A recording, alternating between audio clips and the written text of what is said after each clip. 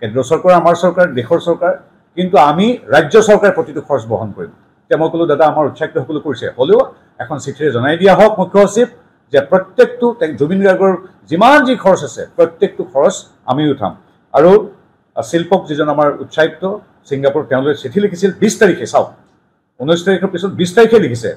যে ডিয়াৰ শিল্পক kindly refer to my telecom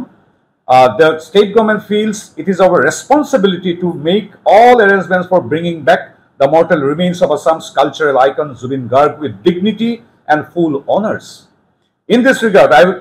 we would be grateful if the High Commission could kindly take care of expenses in Singapore connected with the process. This may include ambulance,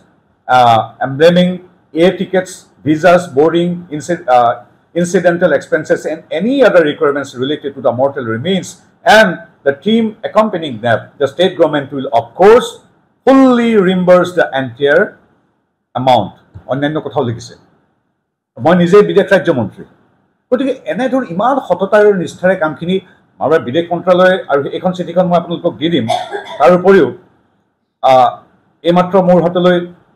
তাৰপৰা tax ইনভয়েচ যিটো হিন্দু কেছকেট বুলি যিটো সংস্থাই গোটেই দায়িত্ব লৈছিল তেওঁলোকে বিল দিছে আমাৰ হাই কমিশনাৰে পইচা দিছে যে পেকেজ এক্সপোৰ্ট ইত্যাদি সকলো মিলাই ছিংগাপুৰী ডলাৰত 7,356 ছিংগাপুৰ ডলাৰ আমাৰ বিদেশ মন্ত্ৰালয়ৰ ছিংগাপুৰ হাই কমিশনে ইতিমধ্যে এইখিনি খৰচ কৰিছে আৰু আমাৰ ৰাজ্য চৰকাৰে তাৰ ওপৰত গৈ কৈছে নহয় আমি দিম এইটো পইচা আচলতে বিদেশ মন্ত্ৰালয়ে দিলে তাক ক'বলগীয়া একো নাই কিন্তু আমাৰ এটা দায়িত্ব আছে কাৰণে মুখ্যমন্ত্ৰী কৈছে না প্ৰত্যেকটো খৰচ আমি দিম গতিকে এই দুখন কাগজ দিছোঁ এনেবিলাক ইমান সততাৰে নিষ্ঠাৰে কৰাৰ পিছত কেৱল ৰাজনৈতিক মুনাফাৰ বাবে ভুল কথাৰে আমাক আক্ৰমণ কৰা এটা বেলেগ কথা আহক লুৰিণজ্যোতি গগৈ আহক আমাৰ যোৰহাটত ইয়াত ফুল এপাহ দিয়ক তেওঁৰ মূৰত যিমান অধিকাৰ তেওঁৰ সিমান অধিকাৰ আছে কিন্তু আহি ৰাজনীতি নকৰিব এইখিনি অনুৰোধ